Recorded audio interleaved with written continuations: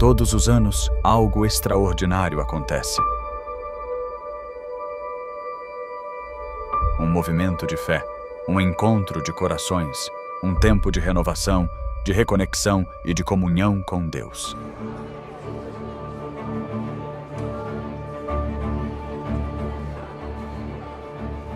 Essa é a Campal Terceiro Anjo. Mais do que um evento, é um chamado divino que une famílias, amigos e irmãos de fé de todo o país.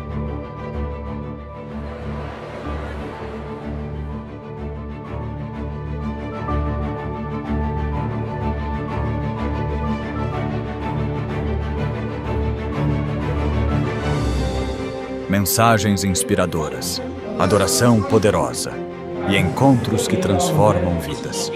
Cada instante é pensado para reacender a fé e fortalecer sua caminhada com Cristo.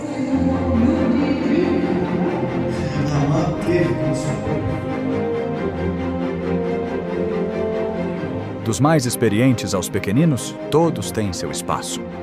Programações específicas para crianças, jovens e adultos tocam corações de todas as idades.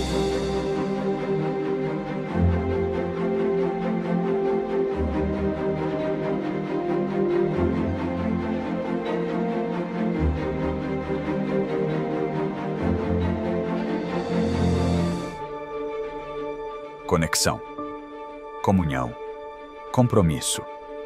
Seja sua primeira vez ou sua terceira, a Campal Terceiro Anjo te recebe de braços abertos.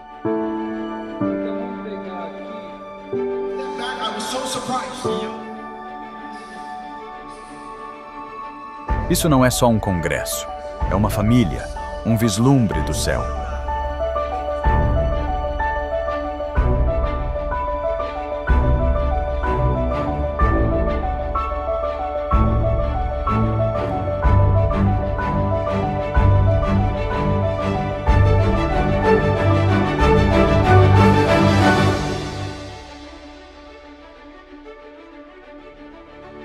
A Campal Terceiro Anjo 2026 já está sendo preparada. E o convite é para você. Não perca o que Deus tem reservado.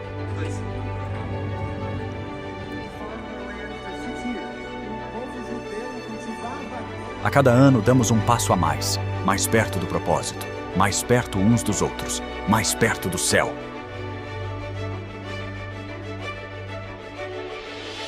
O tema deste ano é Mais Perto deste Lar. Porque cremos que a jornada está quase no fim e o lar eterno está logo ali.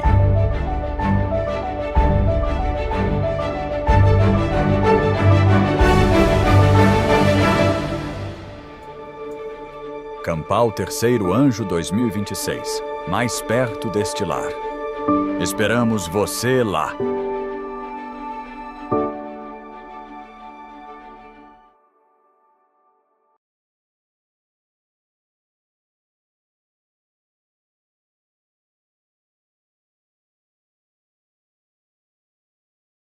Ele então veio à minha casa e estudamos a noite toda.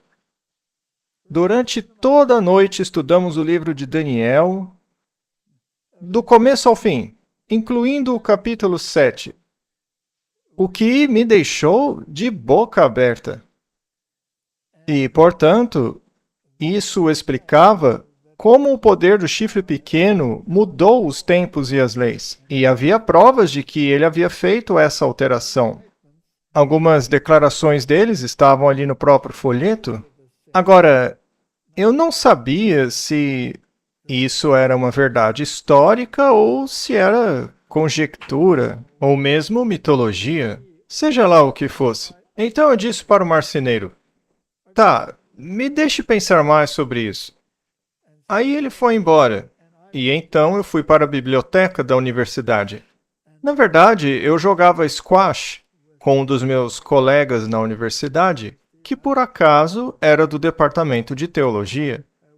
Nunca falamos sobre religião, apenas jogávamos juntos.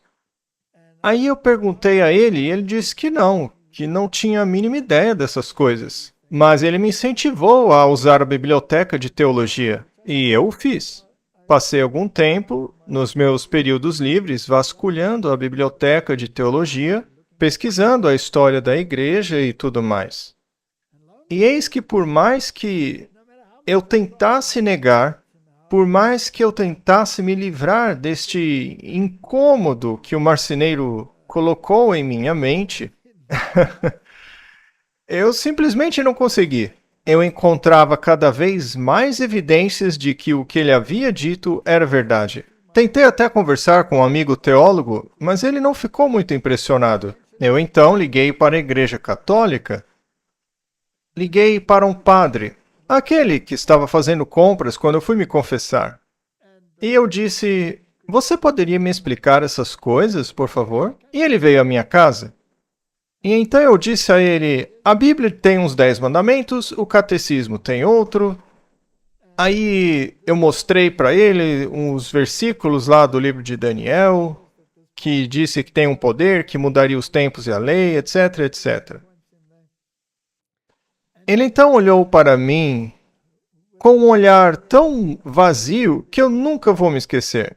Ele disse: "Olha, eu não entendo muito de Bíblia." Quando ouvi aquilo, eu fiquei de queixo caído. "Mas você é um padre?" disse eu.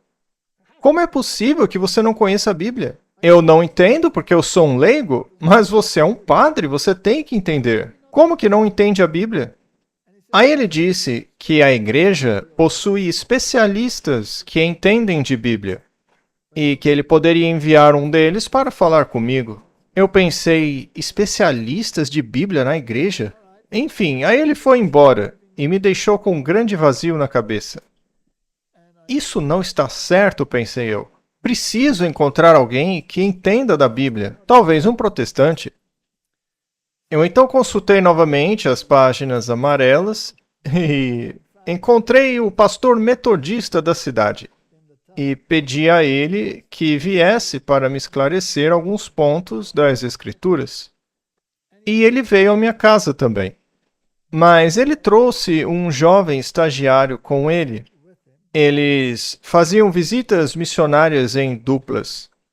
E nos sentamos e eu lhe perguntei sobre os 10 mandamentos e a suposta mudança destes. E, para variar, ele não sabia nada a respeito.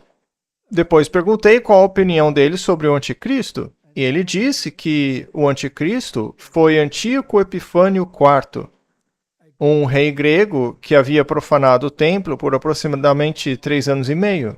Mas eu estava preparado para isso, porque eu havia estudado o livro de Daniel, capítulo 7, que me mostrou que não dava para ser um rei grego, porque o poder do anticristo, esse poder que mudaria os tempos e a lei, surgiria do quarto império, que era o romano. Quanto mais eu estudava a Bíblia, mais agitado eu ficava. Mas ele insistia que foi o tal rei grego. "Mas não pode", disse eu. "O anticristo vem de Roma." E o estagiário que estava com ele estava totalmente confuso. Ele olhava para mim e para o pastor, para mim e para o pastor.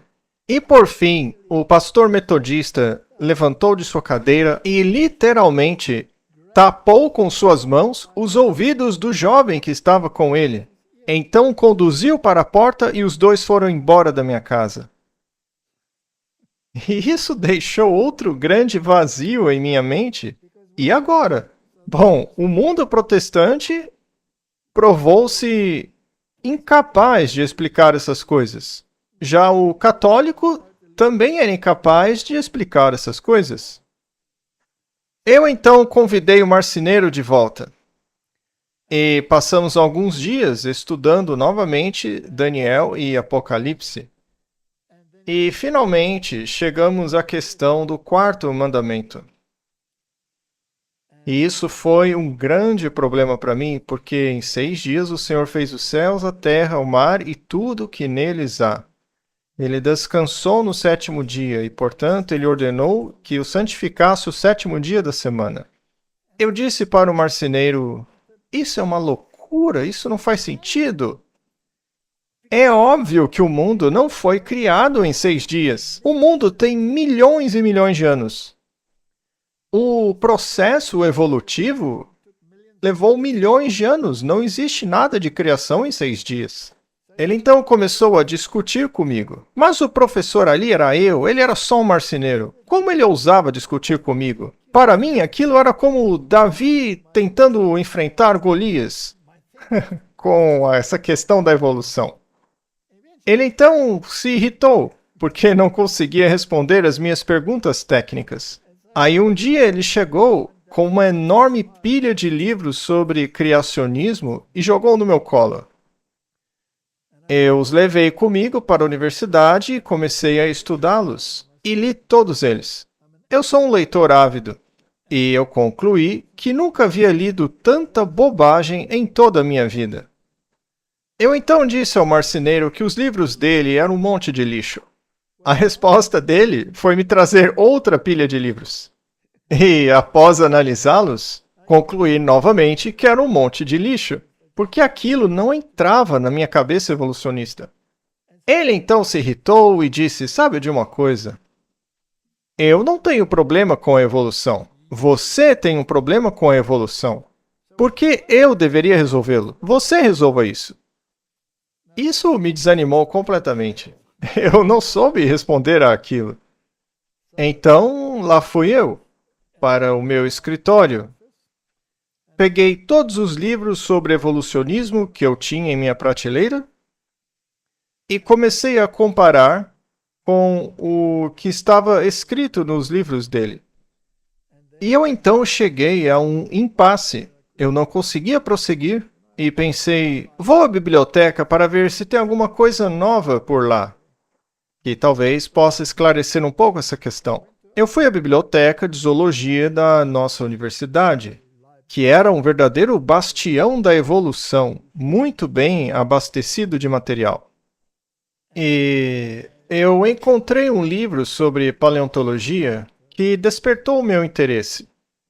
Eu peguei da prateleira, o aluguei e desci o corredor para o meu escritório quando um colega me parou. Isso é incrível, porque ele estava passando pelo corredor e me viu com aquele livro na mão. E me disse, você sabe que tem uma nova edição desse livro, né? E eu nem sei como ele viu o livro na minha mão. Qual edição era o livro? Como ele sabia que livro eu estava segurando? Mas ele disse, há uma nova edição desse livro. Ainda está embalado na caixa, lá atrás. Ora, como ele sabia disso? Ele não era bibliotecário? Aí eu disse, onde está? Logo ali atrás, empilhado. Eu então voltei à biblioteca e encontrei a caixa de livros da qual ele estava falando. E, para minha surpresa, lá estava a nova edição do livro. Aí eu pensei, tá, o que eu vou fazer? Aí eu decidi pegar os 2 livros e os levei para o meu escritório para estudá-los. Agora eu tinha 2 edições do mesmo livro, uma antiga e uma nova. E, por alguma estranha razão, eu os li paralelamente. Sabe como no computador, quando você abre 2 janelas lado a lado? E comecei a ir página por página, abrindo os livros e lendo a mesma página em ambos.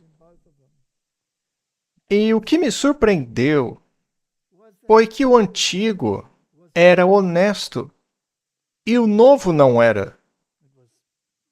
Ele havia sido redigido em terminologia científica para mascarar certos problemas. E um deles era a questão dos fósseis intermediários. O antigo era absolutamente claro. Não há fósseis intermediários. E todos os que são conhecidos são inferências, são deduções, suposições. Não são intermediários reais. Já a nova edição ignorava isso e dava nomes científicos a estas suposições. Eu então percebi que havia algo enganoso ali. Eu não entendi o que era. Mas eu farejei que havia algo enganoso ali. E, inadvertidamente, sem querer, eu fiz uma oração a Deus. Eu pensei, meu Deus, se houver mesmo algo errado aqui, e talvez haja, se houver algo errado aqui, talvez Deus exista, e Ele pode me mostrar o problema. Essa oração foi muito perigosa. Mas, depois de tanto refletir sobre o assunto, eu acabei esquecendo dele. Porque eu tinha outras coisas para fazer. Não dava para eu só pensar naquilo. Eu tinha que dar aulas, corrigir provas, etc. Era tanta coisa para fazer que eu não podia focar só naquilo. E eu também me preparava para dar um curso de genética aos estudantes de medicina, sobre genética do desenvolvimento, especificamente. Eu estava preparando esse curso sobre genética. E enquanto preparava este curso, certas ideias surgiram em minha mente que me deixaram absolutamente estupefato. Porque se existe a ideia no pensamento evolucionista de que a seleção natural não opera no nível do genótipo, mas apenas no nível do fenótipo, o que significa que não pode influenciar a palavra. Deixa eu dar uma ilustração. Por exemplo, ela não pode influenciar as palavras desse livro. Só pode influenciar o resultado das palavras, que é o próprio animal, né? Então, a seleção natural não lê os gênesis, mas apenas observa o resultado da ação dos gênesis. Esse animal tem perna comprida, esse curta, esse é rápido, esse é devagar. Qual deles tem a vantagem seletiva? Mas ela não pode influenciar o sistema genético em si. Então surge a pergunta: quem escreveu o livro? Os genes são basicamente as palavras do projeto, que diz como você vai ser, como você será construído, etc. Então, quem escreveu o livro? Segundo o evolucionismo, foi o acaso. E é por isso que Dawkins escreveu um livro que é de leitura obrigatória na maioria das universidades em estudos filogenéticos, que se chama O Relojoeiro Cego. Como foi que o inventor conseguiu construir um relógio? Porque ele não tinha um projeto. De onde ele tirou isso? Ele escreveu o livro. Mas a que conclusão ele chegou? Ele chega à conclusão de que o relojoeiro era cego. Ele apenas juntou as peças e, por acaso, com o tempo suficiente, todo o relógio acabou se encaixando. Mas a genética é muito mais intrincada, muito mais complexa e precisa. A genética é um fenômeno que tem que ser absolutamente preciso, pois qualquer alteraçãozinha pode acabar em um repolho ao invés de um ser humano, caso haja alterações genéticas. Basta uma pequena disjunção cromossômica ou algo assim, e pronto, você tem um desastre com os descendentes. Então as perguntas começaram a surgir. Como aconteceu tudo isso? Eu então elaborei algumas perguntas básicas. Eram cerca de 10. Eu as coloquei no papel sem ter as respostas. E no nível universitário, há uma aula de debate com colegas e alunos da pós-graduação sobre como funcionam os processos evolutivos, sejam eles rápidos ou lentos. Os rápidos têm um certo nome, os lentos têm outro nome, são ideias filosóficas. E eu decidi escrever as minhas 10 perguntas ali no quadro. E eu não esperava o resultado daquilo. Tudo o que fiz foi escrever 10 perguntas no quadro. E isso gerou um pandemônio. Caos total. Eles ficaram furiosos comigo, porque as perguntas eram impossíveis de responder. Elas viraram a filosofia da evolução de cabeça para baixo. Eu agora tenho uma palestra chamada de As 10 Perguntas. 10 pontos para reflexão. 10 pontos para refletir, que é basicamente as perguntas que eu coloquei lá. Mas hoje tem alguns pontos que antes não tinha. Mas apenas as 10 perguntas acabaram com a minha carreira, a ponto de eu não conseguir mais atuar lá e ter que pedir demissão da universidade. Martin, por favor, me envie o link para esta palestra das 10 perguntas. Muito bem. Então você está caminhando passo a passo em direção à verdade. E a propósito, vejo que no cenário de vocês, as Bíblias estão bem aí do lado. Sim. Isso resume perfeitamente o seu testemunho. o seu ministério já há décadas passa o recado de que a Bíblia é central, é fundamental. Eu vejo isso como uma visão artística de uma vida que está centralizada na Bíblia. Mas enquanto você estava caminhando na direção da verdade, você ainda estava livre das manifestações demoníacas? O exorcismo católico ainda estava funcionando? Qual foi a reviravolta na história? E depois também quero voltar à sua universidade, porque agora todo mundo está bravo com você. Mas antes, comece pela caminhada espiritual e como você foi protegido do inimigo. Boa observação. Fico feliz que você me trouxe de volta no ponto, porque eu já havia me desviado um pouco. Muito bem. O exorcismo católico se manteve eficaz até aquele momento. Assim que comecei a consultar este livro e a perceber que as primeiras palavras deste livro, que dizem no início Deus, e aí segue com o relato da criação em 6 dias, quando percebi que talvez fosse um fato e não um mito, isso causou em mim uma mudança enorme de mentalidade. E não é uma coisa que acontece de uma hora para outra, porque há muita coisa para se racionalizar e pensar, ponderar, reorganizar, enfim. Portanto, foi um processo lento e doloroso. Mas à medida que eu me envolvia no estudo da Bíblia, as manifestações voltaram com tudo, com uma força que você nem imagina. O mesmo tipo de eventos catastróficos que aconteciam antes. Foi um verdadeiro pandemônio. Os estrangulamentos noturnos voltaram, os gritos, doenças, tudo voltou com muita mais força. Mas e agora? A quem recorrer? E o interessante é que eu estava refletindo sobre tudo isso, depois de ter estudado bastante. Nesse ponto, eu já sabia, por exemplo, que os mortos não sabem de nada, eles estão dormindo. Isso tem a ver com o que conversamos a respeito do inferno no início. Pois o meu pai e minha mãe já tinham falecido, então era muito reconfortante para mim saber que eles não estavam cientes da confusão que estava a minha vida. Eles estavam dormindo em paz, aguardando a ressurreição.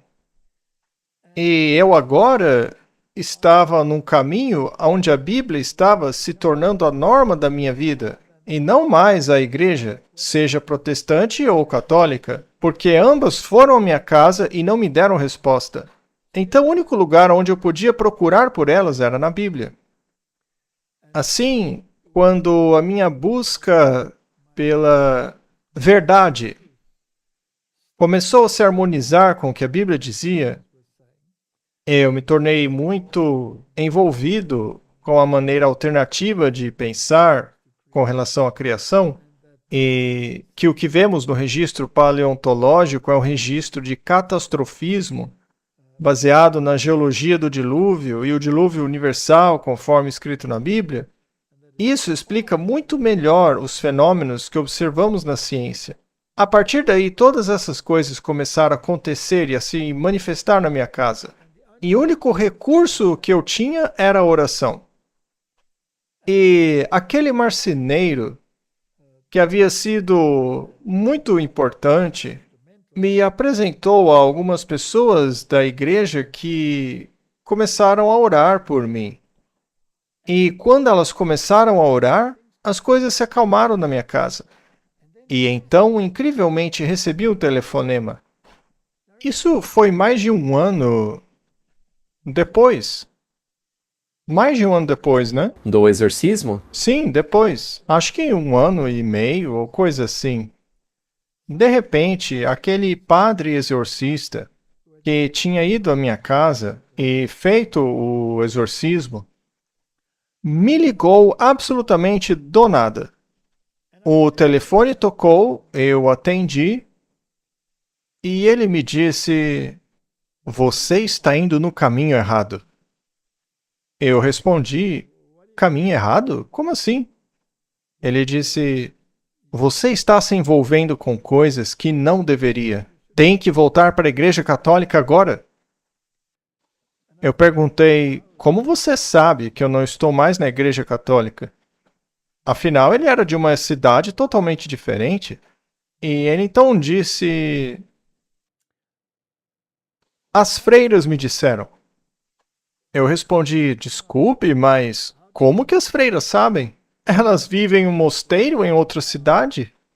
Aquelas freiras não saem para o mundo exterior. Elas ficam dentro do convento. Bem, elas disseram a ele tudo o que eu estava fazendo. Como elas sabem disso? Eu perguntei. E ele respondeu, o seu pai disse a elas. De repente, algo clicou na minha mente. E eu disse, desculpe, mas como que o meu pai disse a elas? Ora, porque elas se comunicam com seu pai. Seu pai está no purgatório, sofrendo por sua causa. Nesse ponto, eu já havia estudado a doutrina do inferno, purgatório, etc. Já sabia que essas doutrinas não têm nada a ver com o que está escrito na Bíblia. Eu então juntei as peças e entendi que aquelas freiras estavam praticando sessões espíritas. Estavam recebendo informações do mundo espiritual, mas não falavam com falecidos, e sim por demônios se passando por mortos. E eles contaram a elas essas coisas, exatamente como na primeira vez, antes dele vir à minha casa. Naquela ocasião, ele também me disse tudo o que estava acontecendo na minha vida, sem eu ter contado a ele. Aquilo na época me impressionou tanto que eu acabei voltando ao catolicismo, mas não passa de espiritismo. Essas pessoas conversam com demônios. E eu já não seria mais enganado, porque eu tinha conhecido a verdade. E naquele ponto eu já havia entendido o suficiente para saber que o sistema religioso dele era uma grande mentira. Agora, o triste é que nem mesmo eles sabem que vivem uma mentira. Eles não sabem.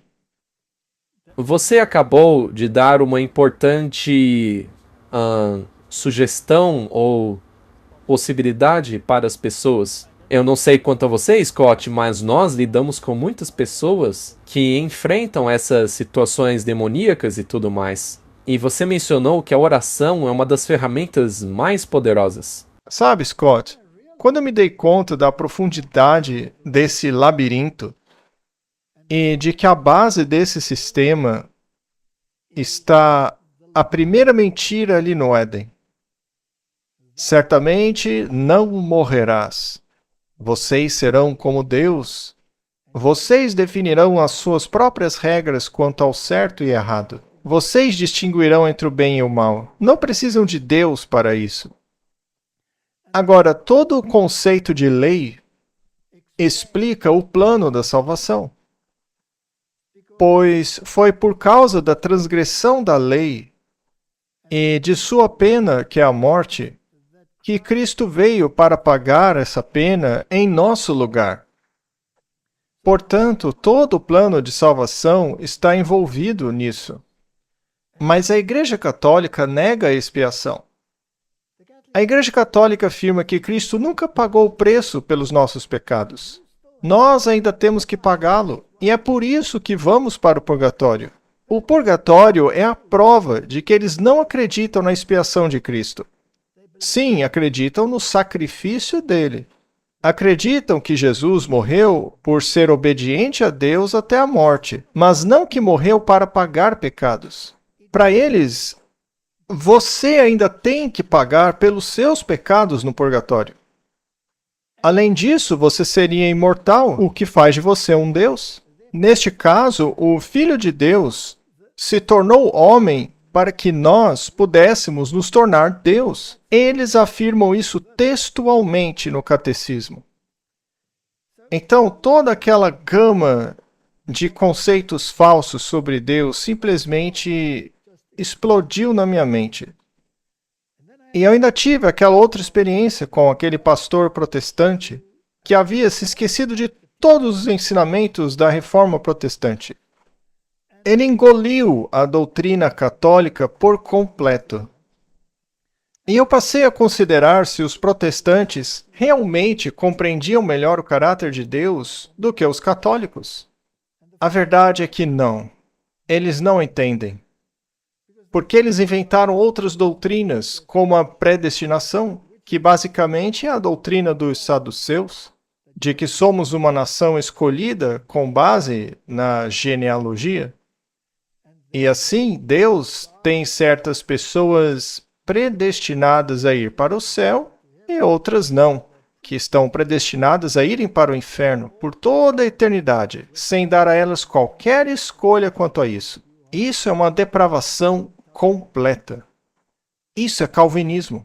Eu então pensei, Wesley tinha razão. Wesley dizia que essa doutrina faz de Deus um monstro, já que ela não é melhor do que a doutrina da punição eterna do sistema romano católico. É exatamente a mesma coisa. Na verdade, é pior porque Deus nem sequer lhe dá a oportunidade de tomar uma decisão.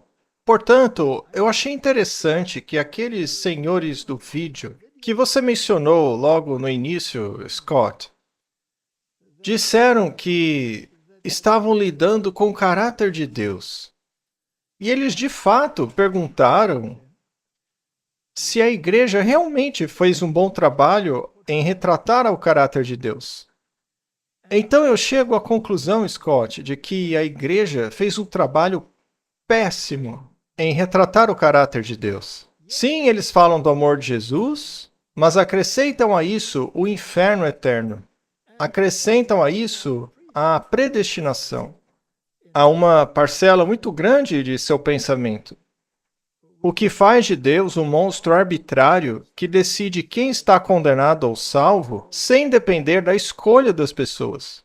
Essa é uma doutrina horrível. Com certeza, como você pode ter fé no amor de Deus, acreditando que Ele é assim? Se somos salvos pela fé, eu preciso crer no amor de Deus e vê-lo como digno de confiança. Aí eu deposito minha fé nele. E cabe a você escolher a quem você vai servir. A Bíblia diz, se o justo se desviar da sua justiça e praticar o mal aos olhos do Senhor, nenhuma de suas antigas justiças será lembrada. E se o ímpio se converter de sua impiedade e passar a fazer o que é reto, aos olhos do Senhor, nenhuma de suas antigas maldades será lembrada. Ele certamente viverá. Estamos falando de vida eterna. Por que morrer, ó casa de Israel? Arrependam-se, abandonem seus maus caminhos e vivam. Não tenho prazer na morte dos ímpios. Essas doutrinas horrendas despedaçam com a beleza do caráter de Deus. Neste caso, o caráter de Deus é mais desrespeitado pelas igrejas do que por qualquer outra pessoa. Há mais ateus neste mundo por causa dessas doutrinas do que por qualquer outro motivo. É triste, mas é verdade. Muito bem. Então você estava passando a compreender que esta sua nova realidade não era compatível com a sua universidade. E naquela época você estava crescendo em sua carreira. Você era responsável por todos os alunos de pós-graduação, você estava crescendo, né? Sua universidade tinha a maior biblioteca evolutiva do país. E isso tem um grande peso. Em todo o hemisfério sul. Conte-nos o que aconteceu a seguir, como seus colegas reagiram. Sim, naquela época eu era o palestrante titular. Mas eu acabei pedindo demissão da universidade. Eu tive que falar com o reitor. Ele me perguntou por que eu estava me demitindo. Ele era um reitor substituto naquela época. E eu disse: eu não consigo mais conciliar o ensino da teoria da evolução com a minha consciência. Ele então me pediu, basicamente, que eu ignorasse minha consciência. Pediu que eu ensinasse a evolução, ainda que não cresce nela. Eu não posso fazer isso, disse eu. Ele então me desejou tudo de bom para o meu futuro e fui embora. Eu achei que minha carreira tinha ido por água abaixo. Veja, em termos acadêmicos, eu era uma estrela em ascensão, eu era um jovem acadêmico. Eu já era um professor titular nessa idade. E essas vagas são muito escassas. Há apenas uma ou duas em cada departamento. Você tem que esperar até que alguém morra para conseguir o lugar dele. Assim, eu pensei que minha carreira universitária havia acabado. Eu então passei a me dedicar à agricultura por 9 meses, pois, como um zoólogo, eu tinha afinidade em trabalhar com gado e animais desse tipo. Então, eu fiz uma parceria com alguns sócios e começamos um negócio de pecuária leiteira. E eu aprendi rapidamente como é difícil uma sociedade. Mas eu vou deixar essa história de fora. Mas em 9 meses nós estávamos praticamente falidos. E um dos motivos da falência não teve nada a ver com os meus sócios, mas com a política governamental.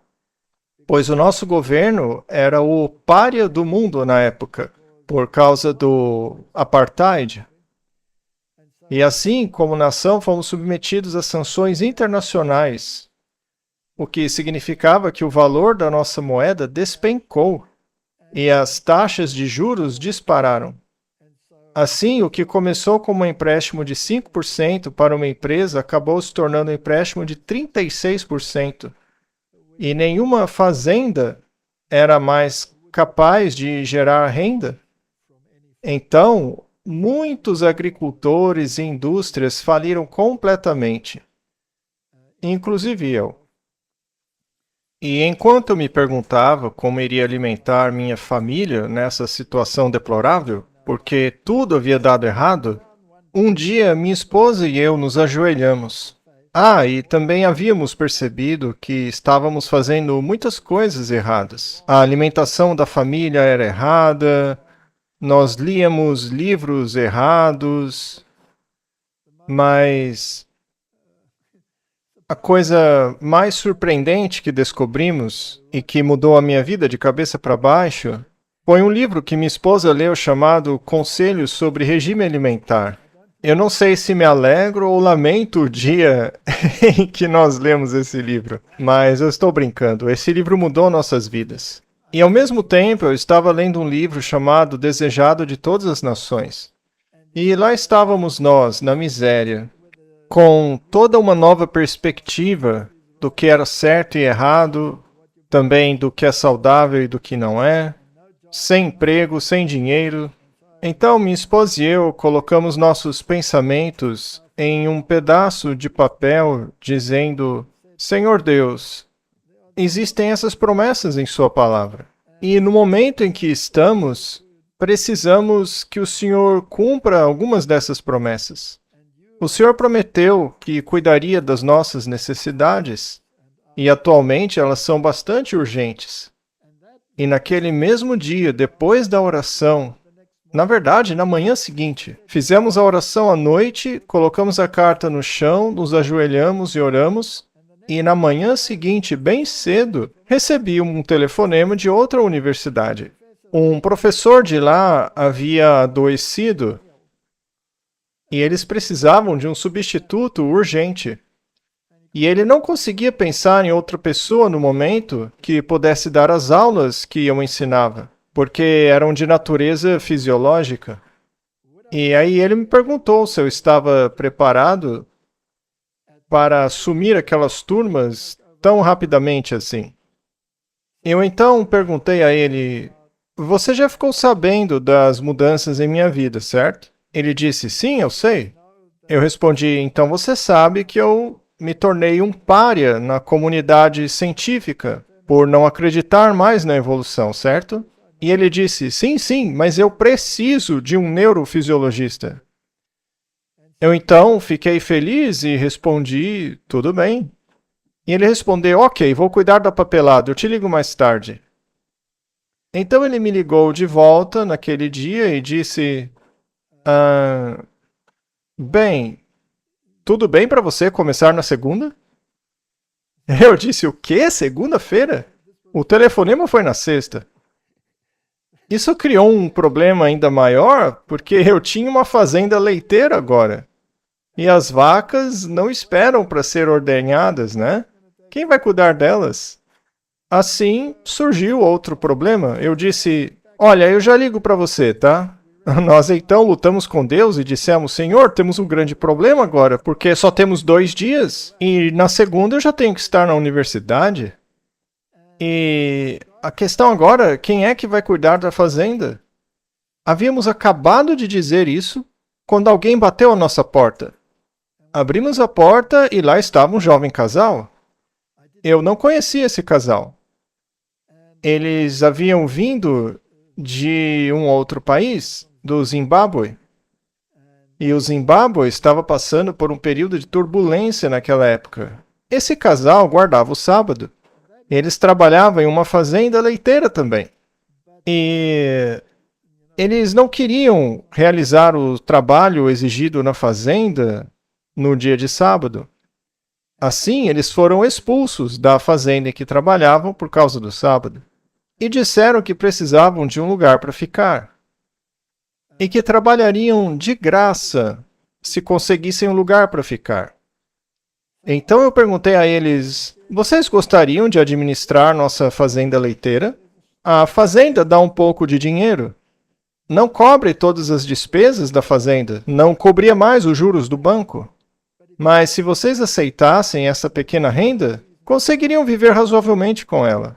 E aí, se eu conseguir um emprego na universidade, consigo pagar as dívidas com o salário que vou receber. Vocês aceitam? Eles ficaram muito felizes, pularam de susto. Então veja, em um único dia, Deus me deu um emprego na universidade e me deu um jovem casal para cuidar da fazenda. Scott, isso é incrível, porque o meu emprego na universidade não era fixo, eu estava substituindo um professor. Mas durante esse período recebi o salário de professor universitário, que corresponde a 1 ano. Trabalhei lá por 1 ano.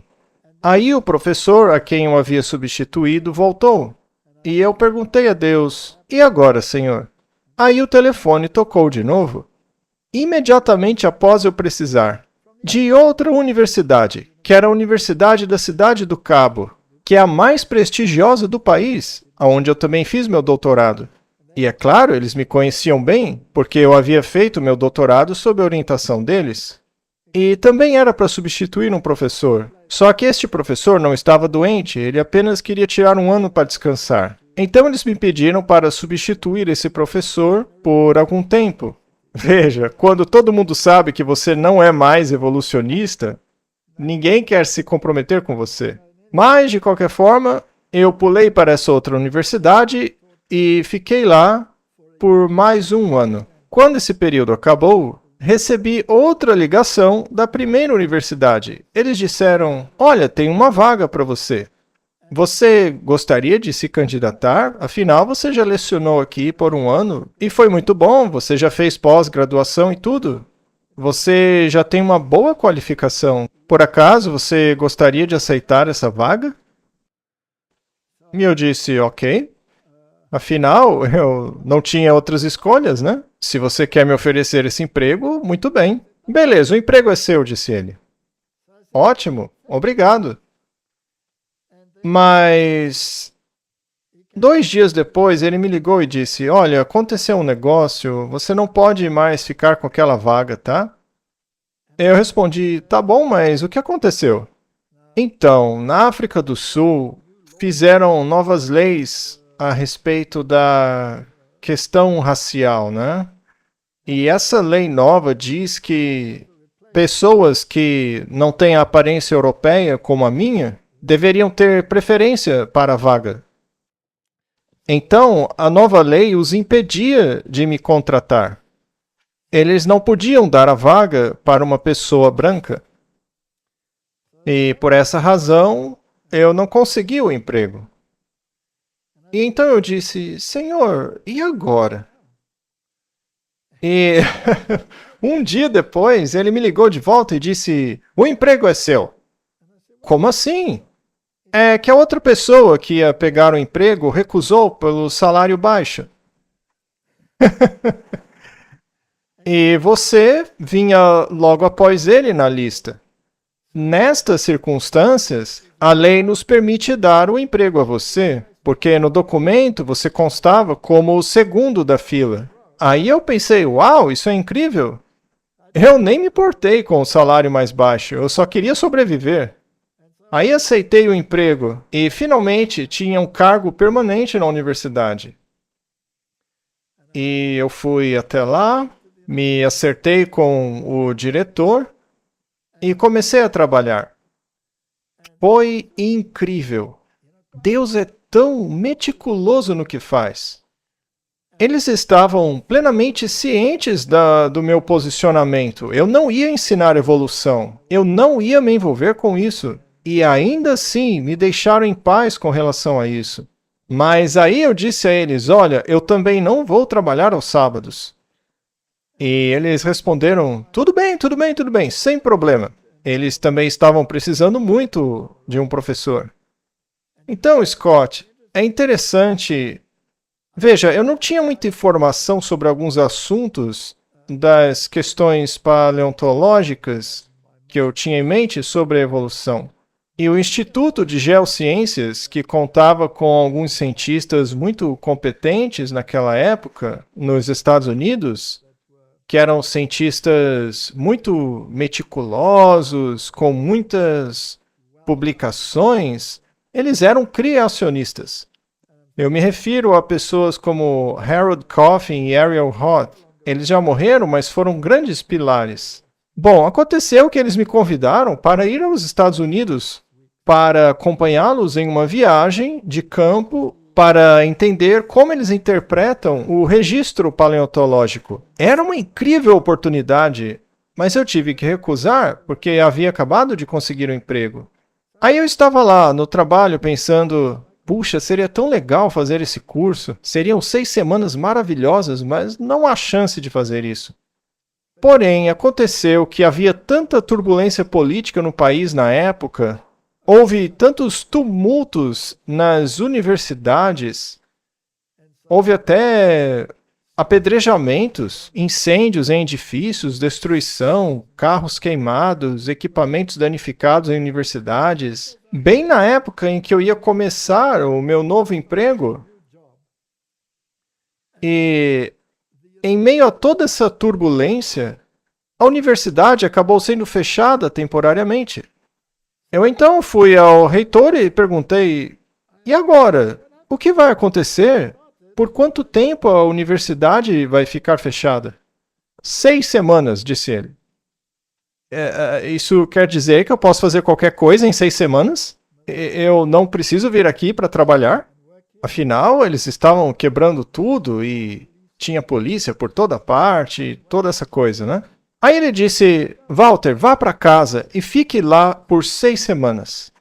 Tá, mas eu preciso ficar por perto, você vai precisar de mim? Walter, você pode ir para a lua que eu não me importo.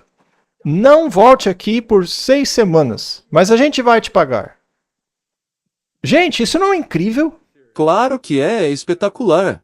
Só o fato de, para começar, você, como um criacionista, ter sido chamado para lecionar justamente nessas áreas. Aliás, você não era o chefe do departamento de zoologia? Não, lá eu trabalhava num cargo comum de professor. Eu fui de um nível de professor sênior para o de um professor assistente. Mas durante 6 semanas eu frequentei o Instituto de Geociências e participei de excursões com Ariel Roth e Harold Coffin. E isso ampliou muito meu pensamento e compreensão, e acabei elaborando uma série completa sobre evolução. Eu não apresentei o projeto na universidade, mas os alunos se interessaram e perguntavam a respeito por horas após o expediente. E apenas isso já havia causado muita consternação. Bom, eles sabiam que eu era criacionista, mas como professor, eu estava acostumado a trabalhar com alunos de pós-graduação. Imediatamente, muitos alunos se interessaram pelo que eu estava ensinando. Então, eu tinha uma série de alunos de pós-graduação que iniciou um programa de pesquisa na universidade que foi um sucesso estrondoso. Eu tive 25 alunos de pós-graduação trabalhando sob a minha supervisão, mas eu ainda era um substituto. Mas aconteceu que o professor ficou doente. Ele teve câncer. Ele disse que só tinha alguns meses de vida, mas viveu apenas por 6 semanas. E ele morreu. Sendo assim, abriu uma vaga de professor. E o reitor da universidade me abordou e disse: Olha, eu tenho te observado. Você tem um enorme projeto de pesquisa em andamento e você tem menos de um ano aqui. Você não quer se candidatar à vaga? E eu respondi bem a ele: Você tem certeza que quer que eu me candidate a esta vaga? Claro, quero sim, disse ele. Então eu me candidatei à vaga, mas achava que não tinha a menor possibilidade de conseguir aquele cargo. E a universidade realizou o que eles chamam de comissão de busca, para encontrar um candidato adequado para aquela posição. E anunciaram a vaga para o mundo todo. E alguns candidatos se inscreveram. Um deles era de uma universidade muito importante lá da Inglaterra. Na verdade, uma das duas maiores. Eu não vou mencionar qual, mas acabou que havia apenas 2 candidatos para concorrer à vaga. Esse professor e eu.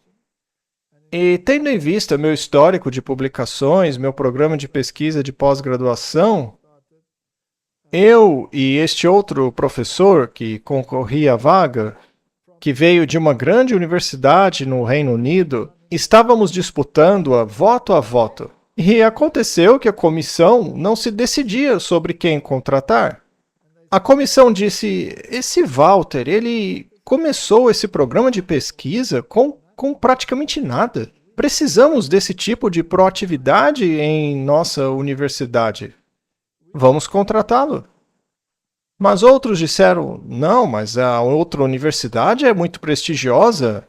Esse professor vai trazer boa reputação para nós. Além disso, esse tal de Walter é polêmico. Ele não acredita na evolução, ele é muito controverso. Vai nos causar problemas. Aí alguém se levantou e disse: sabe de uma coisa? É uma situação difícil, estamos em meio à turbulência política e somos conhecidos por nossa oposição, nosso ponto de vista que normalmente contraria a opinião pública. Eu acho que é disso que precisamos, de polêmica. Sendo assim, muitos votaram em mim e outros votaram no outro. Sendo assim, eles acabaram contratando os 2. Eles decidiram separar a vaga em 2 e nomear nós 2. Resumindo, no fim das contas, o outro nem veio. Assim, eu me tornei o único professor. Então, apenas um ano depois de ser rebaixado a professor assistente, eu dei um salto e acabei ocupando os cargos superiores e tornei-me chefe do departamento. E trabalhei assim por 15 anos como único professor de uma universidade secular que não era evolucionista. Isso é realmente incrível. Essas coisas só acontecem pela mão milagrosa de Deus. E conte sobre os outros milagres que aconteceram em meio a esse período turbulento. Você havia se demitido, ainda não tinha conseguido o cargo de professor. Como o Senhor proveu a você e sua família durante essa fase difícil? Basicamente, todo o meu salário foi para pagar as dívidas por causa do meu empreendimento agrícola. Tive parcerias, sociedades que afundaram como qualquer outra sociedade. Eles tinham uma saída, mas eu não tinha nenhuma, porque havia herdado alguns empréstimos. E assim paguei também os empréstimos de outras pessoas. Foi um período difícil. Mas eu paguei esses empréstimos durante 15 anos, até finalmente me livrei de todos eles, e Deus me tirou dessa situação. Mas eu tive outras experiências interessantes, porque quando você está em uma posição dessas, Scott, quando se trabalha numa universidade secular, você acaba fazendo conexões. Eu havia me tornado bolsista da Royal Society, então tínhamos conexões com universidades no Reino Unido, tínhamos conexões com universidades como Harvard, nos Estados Unidos, e um dos meus alunos tornou-se pós-doutorando em Harvard, um dos meus alunos de doutorado. E quando você entra nesse campo e atua neste nível, mas não está no mesmo nível filosófico que os outros, você acaba fazendo inimigos. Eles não conseguiam compreender como alguém que não tem a mesma opinião que a deles poderia ocupar um cargo como que eu ocupava. Como um criacionista pode ser chefe de departamento de zoologia? Agora veja, eu nunca me opus ao currículo da universidade. Na verdade, eu sempre disse que deveríamos conseguir os melhores professores, incluindo sobre a evolução, mas eu não vou ensinar isso. Mas a universidade deve contratar os melhores professores em tudo. Mas, enfim, essas pessoas acabaram me enxergando como inimigo, pois não concordavam com minha filosofia. E houve ocasiões em que alguns dos membros internos se mostraram muito maliciosos e tentaram prejudicar a minha posição na universidade, para que esta acabasse me expulsando. A politicagem a esse nível pode ser muito cruel. Você tem que lidar com ela. E, na verdade, a única forma de lidar com isso é orar constantemente. Então, em um certo momento, acabou que uma pessoa da universidade ficou tão revoltada que criou uma comissão de inquérito para apurar se alguém com uma filosofia como a minha tinha competência necessária para chefiar tal departamento. Sendo assim, criaram uma comissão para investigar essa questão. E o meu principal acusador era um jovem muito determinado e altamente instruído. Ele tinha um excelente desempenho acadêmico. Curiosamente, ele trabalhava no meu departamento. Eu era o chefe dele e ele não gostava disso. Então, ele elaborou um documento com queixas e argumentos contra tudo o que eu defendia. E pessoas de todas as partes do país vieram a esta comissão para investigar o meu caso. Eu me sentei em meu escritório e disse a Deus: Senhor, tu sabes o que isso significa. O Senhor sabe que eles estão tentando me remover e expulsar-me do meu cargo. Mas seja como for, não fui eu quem começou essa guerra. Então, por favor, Senhor, cuide da situação. Eu estava então sentado em meu escritório e o dele ficava ao lado do meu. E a comissão estava reunida na sala de seminários. E eles o chamaram para dar o seu depoimento. Ele então saiu do seu escritório com o seu documento de acusação em mãos. Acusações estas que eu nem conhecia. Eu nunca tive a oportunidade de compreender quais eram as acusações dele contra mim. E ao passar na frente do meu escritório, ele estufou o peito. Ele era jovem, forte. Estufou o peito e caiu logo em seguida. Ele caiu bem no escritório da minha secretária. Por pouco não bateu a cabeça na mesa, mas ainda assim, ele caiu no chão inconsciente. Aí houve uma enorme consternação. Chamaram os médicos, que entraram correndo, tiraram-no com uma maca, o colocaram em uma ambulância e o levaram para o hospital. Então já não tinha mais acusador. Então me chamaram. Porque o documento de acusações dele havia ficado com a comissão, mas eu mesmo não tinha. Aí a comissão passou a analisá-los um por um. E, aliás, ele tinha testemunhas. Mas elas haviam sido escolhidas a dedo por ele. Então, conforme me apresentava as acusações, eu dizia, não foi bem assim, não foi assado. Mas a comissão disse, olha, as testemunhas estão te contrariando. Eu então disse, vejam bem, isso aconteceu durante uma aula. Portanto, não havia só essas duas testemunhas, toda a turma estava presente. Por que ele chamou apenas esses dois alunos? Essa é a versão deles da história. Vocês devem ouvir a turma toda, porque a acusação não é verdadeira. Eles então perguntaram, que turma é essa? Eu não sei em que classe eles estão agora. Eu posso tentar descobrir. Eu então vi que eles estavam em outro departamento. Os estudantes estavam fazendo outro curso, então devem estar lá agora. Eu então liguei para o professor daquela aula e perguntei, professor, por acaso a turma tal está com o senhor nesse momento? Ele disse, sim. Bem, tem uma comissão aqui que gostaria de falar com os alunos. Seria possível que elas pulassem sua aula para vir aqui? Ele disse, tudo bem. Então os alunos todos vieram e testemunharam exatamente o oposto. Aconteceu que a turma negou cada uma das acusações. Mas se o meu acusador tivesse ali, com as suas duas testemunhas, nada disso teria acontecido e eles teriam acreditado na versão deles. Então a comissão concluiu que aquilo tudo era uma bobagem. É tudo um monte de besteira e rasgaram o documento bem ali na nossa frente. Fim da comissão. E aí, Scott, no dia seguinte, ele estava de volta. Ninguém sabe o que aconteceu com ele. Analisaram ele da cabeça aos pés no hospital, mas não descobriram por que ele ficou inconsciente. E assim, no dia seguinte, ele estava de volta ao trabalho. E ele descobriu que todo o seu plano havia desmoronado. Sabe, eu acho espetacular como Deus pode mudar as coisas em um segundo. Eu pensei comigo mesmo, uau, isso é espetacular. E, dadas as circunstâncias, não demorou muito até que a universidade passou por reestruturações e algumas pessoas acabaram perdendo seus empregos. Elas não foram demitidas por incompetência, mas com base na ordem de contratação ou alguma coisa do tipo. Então,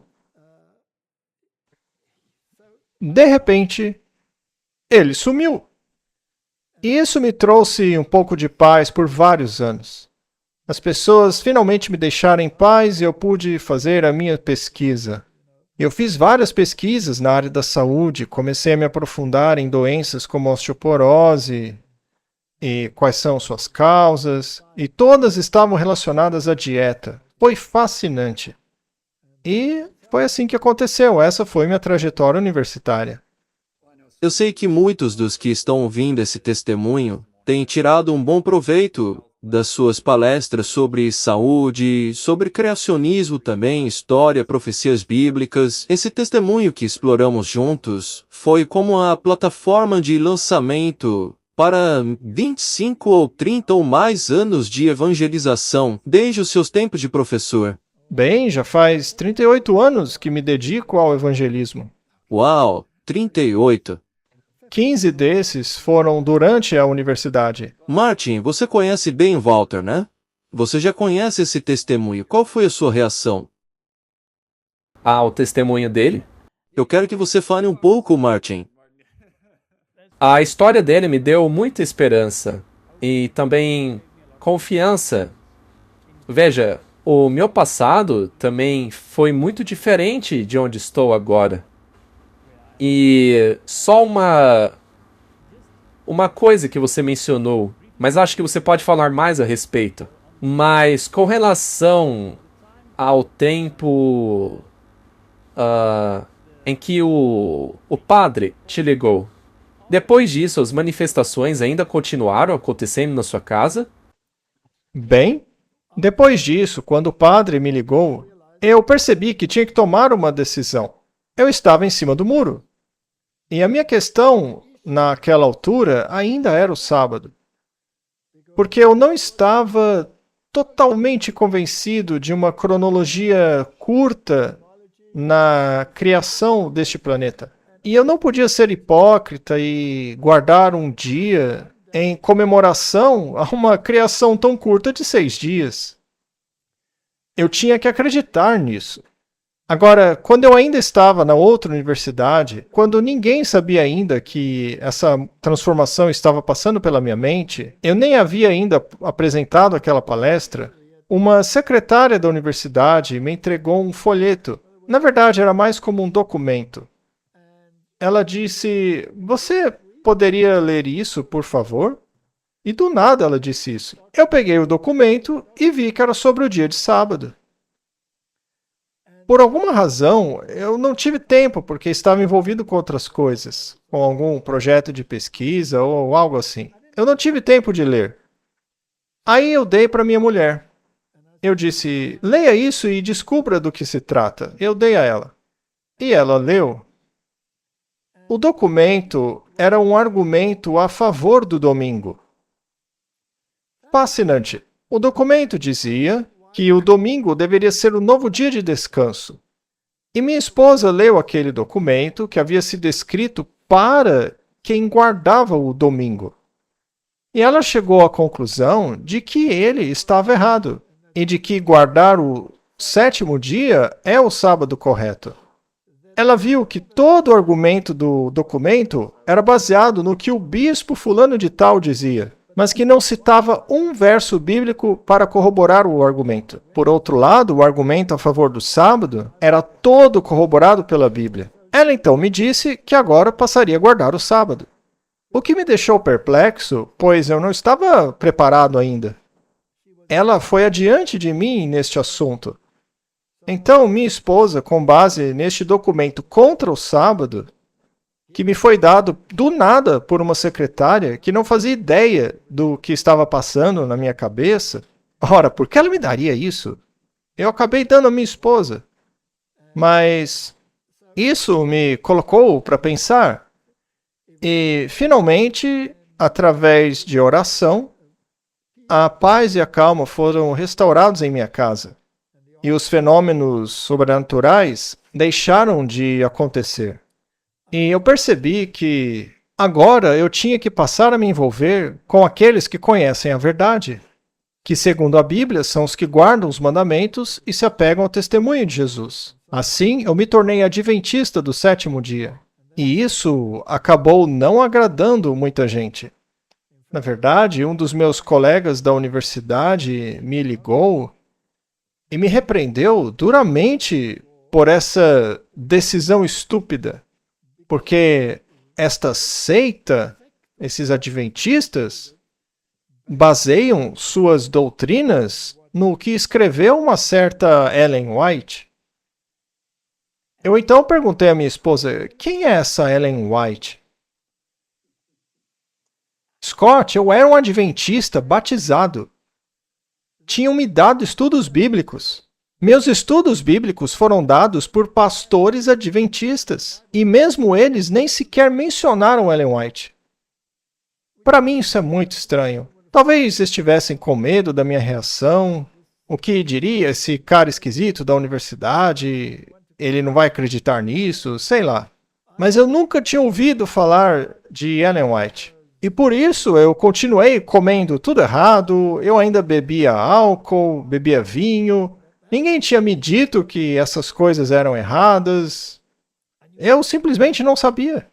E quando esse colega veio até mim, referindo-se a Ellen White com grandes palavrões e raiva, eu pensei, por que ele está com tanta raiva?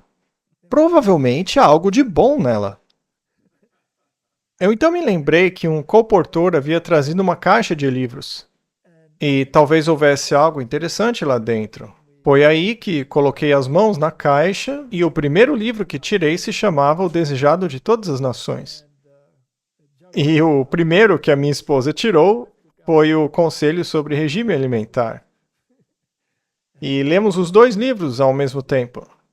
Eu estava convencido de que quem escreveu aquilo certamente era inspirado, porque cada palavra estava em harmonia com a palavra de Deus. E simplesmente fez com que a Bíblia explodisse, se tornasse relevante. E algumas das tipologias que você não tinha percebido antes, agora eram apresentadas de uma maneira incrível para mim. E conhecer esse indivíduo chamado Jesus Cristo, que antes para mim era uma figura vaga, agora se tornou real. Então, ela mudou o nosso estilo de vida. E eu não me opus a ela nessa questão. No começo foi difícil, mas a oposição que encontramos em relação a isso, na verdade, nos convenceu de que ela estava certa. Muitas vezes, os argumentos que nos apresentaram para nos opormos a ela acabaram nos aproximando de seus escritos. Portanto, se a oposição se torna muito veemente, você deve analisá-la e concluir, afinal, por que há tanta oposição contra algo? Será que há algo que alguém quer que você negligencie ou ignore? Portanto, você tem que fazer um estudo bíblico muito completo. E eu comecei a estudar os alimentos puros e impuros. Por que uns são impuros? Por que outros são limpos? Por que essas leis ainda estão em vigor e não foram relegadas ao lixo da teologia do Antigo Testamento? Como dizem por aí, né? Leis como, digamos, o comportamento durante o ciclo menstrual da mulher, etc, etc. Por que a Bíblia contém todas essas leis se todos as ignoram? E sendo um fisiologista e trabalhando na área médica, comecei a pesquisar sobre isso e me dei conta que as pessoas que cumprem essas leis ainda hoje, como as senhoras judias ortodoxas, por exemplo, elas não têm doenças do mundo ocidental, elas não têm endometriose ou cânceres virais que o resto do mundo tem. Por que será que, se aderirem a essa norma, conforme a Bíblia, elas não pegam essas doenças? Há também aquele verso na Bíblia que diz que nenhuma das doenças dos egípcios cairiam sobre eles se eles fossem obedientes a essas leis. Então comecei a estudar esses assuntos e a incorporá-los em meus programas de pesquisa e cheguei à conclusão de que, uau, o mundo jogou fora um livro precioso, repleto de conhecimento.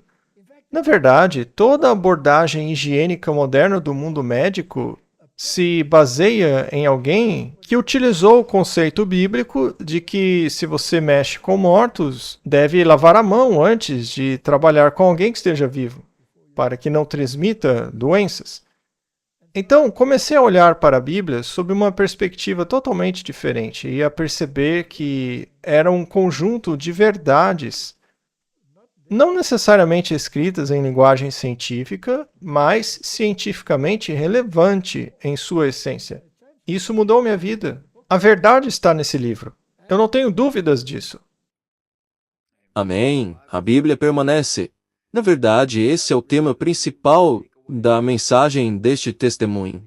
O que livrou a sua família da opressão do inimigo foi o fato de ter ido em direção à verdade, porque é Jesus quem nos protege. A verdade nos protege. Precisamos nos fundamentar na verdade bíblica enquanto buscamos essa vitória sobre o inimigo. A Bíblia é o que te deu o conhecimento das visões doutrinárias que você defende hoje, e eu posso atestar que realmente os livros de Ellen White são maravilhosos, eu posso confirmar isso. Eles realmente aprofundaram minha experiência com a Bíblia. E a propósito, o livro O Grande Conflito de Ellen White, você sabe quantas vezes ela usa a frase "a Bíblia e somente a Bíblia" nesse livro? É verdade. 7 vezes. Os adventistas do sétimo dia são pessoas que apoiam na Bíblia o fundamento de suas doutrinas. Assim, quando eu entrei na igreja, eu não entendia muito bem o papel de Ellen White e essa questão do dom profético na igreja remanescente. Eu estava indeciso sobre essa questão, mas concordava que nosso fundamento é a Bíblia. E isso a gente tira da própria Bíblia. Sabe, Scott, o que me surpreende é que a Bíblia diz: busquem e encontrem, peçam e lhes será dado. O problema do mundo é que as pessoas não procuram e não perguntam, e não buscam. Quando eu disse a Deus, se o Senhor existe, revele-se a mim, Ele o fez. Naquele mesmo dia, eu encontrei aquele panfleto naquele mesmo dia, e a minha jornada começou. Quando eu disse, se houver algo de errado nisso, mostre-me, naquele mesmo dia ele respondeu essa oração. Quando eu disse, e agora? Não tenho meios de sustentar minha família, joguei minha carreira no lixo. Naquele mesmo dia, ele atendeu aquela oração. Então eu posso voltar para trás e me perguntar, quando foi que Deus realmente interviu na minha vida? Ora, desde o início. Desde o início, desde as primeiras perguntas que fiz naquelas aulas de religião na minha escola, quando ainda era um menino de 10 anos, percebi que havia algo de errado com esse sistema religioso e como ele representava Deus. Eu não conhecia Deus, não sabia o que estava errado, mas sabia que algo estava errado, e isso me levou ao ateísmo. Entrei no mundo secular, estudei evolução, me tornei professor do evolucionismo, meu pensamento era evolucionista. E eu ensinava esse tema em nível de pós-graduação, teoria evolutiva. E lá estava eu, sendo basicamente treinado na sabedoria dos egípcios, assim como Moisés, sem saber que um dia o tapete seria puxado debaixo dos meus pés e que me seria dito: agora vá e conte ao mundo. Ora, como você passa a pregar algo assim se não acredita que isso existe? E veja, o problema dos livros sobre criacionismo que eu li é que eles não foram escritos por cientistas, foram escritos por cristãos bem intencionados que abraçaram o criacionismo. A fé deles é louvável e muito do que disseram é verdade. Mas seus argumentos eram colocados de uma tal maneira que cientistas os considerariam inaceitáveis. Então, não havia nada de errado com esses livros, mas a questão é a apresentação. Você tem que falar a linguagem do cientista. Eu conheço a teoria da evolução. Eu conheço porque eu vivi isso. E isso me permitiu falar sobre o assunto. O mesmo aconteceu com o ocultismo. Eu estive envolvido nesse mundo. Tive experiências fora do corpo. Eu sei como que funciona. Falei pessoalmente com entidades demoníacas. Entrevistei demônios. Eu sabia como funcionava. Assim, tendo essa bagagem, não poderia eu conversar com adeptos da nova era, não poderia eu conversar com pessoas de sociedades secretas, mesmo não sendo membro de uma, mas eu estive nesse mundo. Eu fui convidado a participar delas. Eu lidei com pessoas que pertenciam a essas fraternidades. Eu conversei com canais. Os canais da África, por exemplo, eu os entrevistei pessoalmente. Eles achavam que eu era um deles. Dito tudo isso, Deus não poderia usar toda essa minha bagagem para denunciar essas coisas todas? Ou seja, em tudo que eu me envolvi, seja na profecia bíblica, seja nas sociedades ocultistas, seja nas sociedades secretas, seja no evolucionismo, seja no trabalho médico missionário, com a reforma da saúde, eu estive profundamente envolvido em todas essas coisas, tanto no aspecto científico quanto espiritual. E isso me dá certa autoridade para falar sobre essas questões. Tudo bem que às vezes pessoas que não têm familiaridade com esses assuntos não gostem que eu fale deles.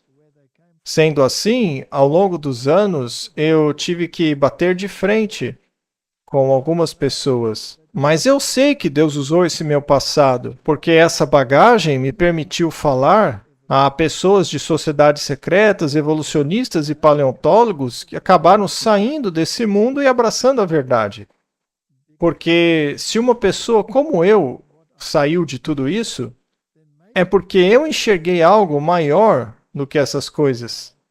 Não se tratava apenas do caso de um homem sendo atingido por um relâmpago e ter uma opinião diferente no outro dia. Não, isso levou tempo. Mas depois de ter sido transformado, eu pude dialogar com as pessoas que estão envolvidas nessas coisas de forma intelectual e explicar para elas que há algo muito melhor do que aquilo que elas acreditam, uma vez que eu sabia falar a língua delas. E isso acabou me dando uma certa autoridade que eu não teria se eu não tivesse estado onde elas estão. Então, talvez Deus, em sua sabedoria e graça, tenha tomado conta de nós enquanto caminhávamos nesses caminhos errados. Ele se importa conosco, ele morreu por nós. Ele sabia que no futuro nós veríamos a luz e caminharíamos para o caminho certo. Mas para isso, cada um precisa dizer: Senhor, mostre-me a luz. Eu não vou me opor a ti. Amém, amém. Martin, ou devo me dirigir a vocês dois? Bem, Walter e Martin, eu sinto que vocês são os meus amigos.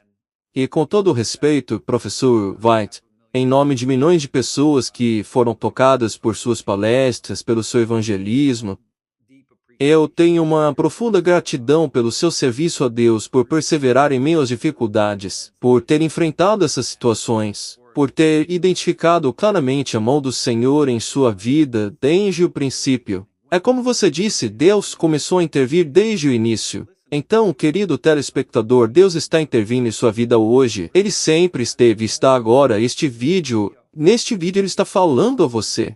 O link para saber mais está aqui na descrição. Para saber mais sobre profecias e esses temas. O tempo é curto, então assista aos vídeos, abra sua Bíblia, ore ao Senhor e peça a Ele, assim como Walter fez. Peça que Ele se revele a você e Ele o fará. Esta promessa está na palavra de Deus. Isto é uma exigência. Peça e receberá. Pergunte a Deus, desafie-o. Diga a Ele, isso é verdade? Então mostre-me. E Ele vai responder. Amém. Irmãos, foi uma honra estar com vocês, e com cada um de vocês, telespectadores. Meu nome é Scott Hitzema. Não deixe de visitar o Clash of Minds, o canal do Walter Weiss e do Martin Smith, e também o nosso canal Belt of Truth Ministries no YouTube. Irmãos Walter Weiss e Martin Smith, muito obrigado por terem participado aqui conosco hoje. Que Deus os abençoe. Obrigado, Scott. Foi um privilégio conversar com você. Obrigado, Walter. Obrigado, Martin.